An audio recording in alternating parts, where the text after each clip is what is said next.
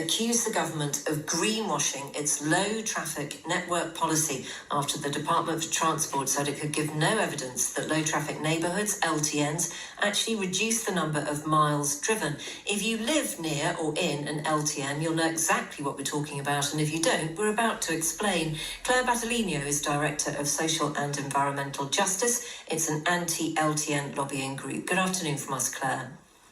Good afternoon. Do you want to just briefly explain what an LTN looks like to those who are listening who don't have one yet? Yes, what it looks like. What it looked like from my point of view, or from my window, when it first happened, was wall-to-wall traffic for many hours of the day.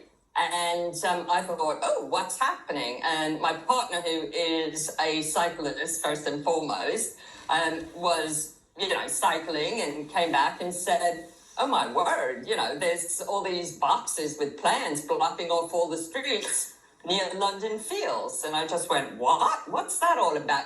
Now, at that, I'm an urban food grower. I've won awards for, from, all sorts of different things in terms of my gardening and urban food growing, both with children when I was full-time teaching, but also in the local community. So I'm the sort of person who, naturally would go for things like less traffic. I don't own a car. I don't drive. We now have the underground, overground in Hackney, and who needs a car? I can get around, and, there are buses, and I cycle and I walk. So I started looking into what was happening.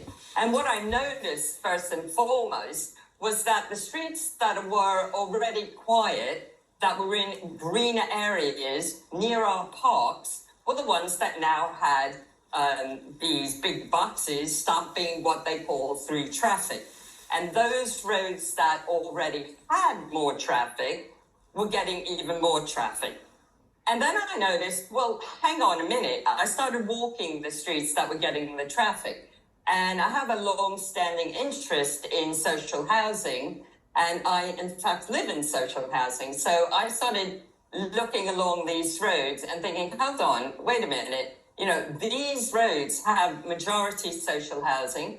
They have higher density housing. They tend to have poorer people. They tend to have more people from, let's say, our diverse communities. They also tended to be the places where people actually walked. Yeah, and they are the ones that are now. And they're the ones getting the traffic. Yeah, and there were 30 and getting stationary traffic as well, which I know is part of the argument. I just want to put the other side, though, because it's so important that we do this. I mean, the aim of an LTN is to reduce car traffic in neighbourhoods, and in particular rat runs, and to make people rethink their car use in the first place. So part of the logic is that you end up sitting in that traffic that you've described, and eventually you get to the point where you think, do you know what, I'm going to take the tube instead. So you leave the car behind. So when you look at that bigger picture, would you agree that it's not greenwashing? It's trying to change people's attitudes. But it's not changing people's attitudes. And if you look at where the if you look at the census, for example, and you start looking at car ownership, which I've done in my local area, the highest rate of car ownership is actually inside the LTNs. So we have a situation where there are, in bits of London Fields, it's 50% of residents own a car. And I did a Freedom of Information request quite, not early on, but in, 2020, and found out that there had been nearly a 300 increase in the number of resident permits issued by Hackney Council inside London Fields LTN. Now, where I live, it's 20-something% car ownership. Inside the LTN, there's 50-something. Now, whose behaviour are we trying to change? And if most of this traffic is through traffic, well, through from where? I mean, one thing I noticed immediately again was like, oh my word, so many people, use Ocado. I never realized that so many people shopped online.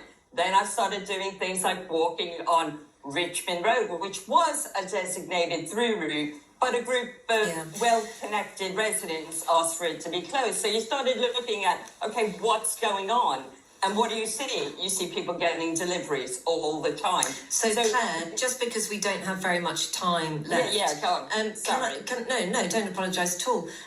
What do you think will happen? Do you believe that you and other groups like yours have enough evidence to actually make councils change their mind on LTNs? Well, you would hope that they would change their minds if they look at the facts, because there's been no proof that there's any decrease in, and it's been admitted, and it's now saying that there is no, that's not even the goal. We're not decreasing mileage. So we're increasing mileage. We're increasing pollution where people walk and where people take buses. My concern is that things won't change because it is an electoral strategy. It's out-greening the Green Party. It's greenwashing by Labour councils in order to capture the Green vote. But it's greenwashing because it doesn't work. And as usual, what happens worldwide, and is happening here in London, is that it's environmental injustice. If you look at the people who were impacted, they tend to be poorer people and people from our diverse ethnic communities. And that is environmental racism and environmental classism. We don't have to look to other countries to see that happening. It's happening on our doorstep, and it needs to stop. Claire, thank you very much indeed for your time this afternoon. Clair Battaglino is Director of Social and Environmental Justice. It argues against low traffic neighbourhoods. If you've got an experience you'd like to share with us, 87222, start your message with the word Times. Well, some real passion there from Claire, and I have got an experience because we're actually in my very own neighbourhood having the LTN battle right now. And it's interesting, I have learned quite a lot about it over the last couple of weeks. And initially I thought, oh, that sounds nice, lovely. And then when I actually spoke to local tradespeople... Is that your local community voice? That's my community action voice. I realised how much of a pain in the neck it was going to be for the butcher, the open all-hours shop that's so useful, the guy who does the dry cleaning, the coffee shop. Nobody wants it. And I think Claire's probably right. It just drives traffic onto main roads, which generally are lived on by people who've got fewer resources. It's just not fair, is it? And I think there are increasing arguments how, in particular, it affects kids, because a lot of schools, and you might want to look into this in your neighbourhood, a lot of schools, primary and secondary schools, will be quite close to a main road. And if you've got more kids walking down in huge stationary traffic at 8 o'clock in the morning and 4 or 5 o'clock in the afternoon, that is a very bad thing. And also quite a lot of kids just having to get up an hour early to get on the bus because the bus just sits in traffic. Oh, right, you can tell us what you think. It's Jane and Fee at Times Radio. Let's talk footballs.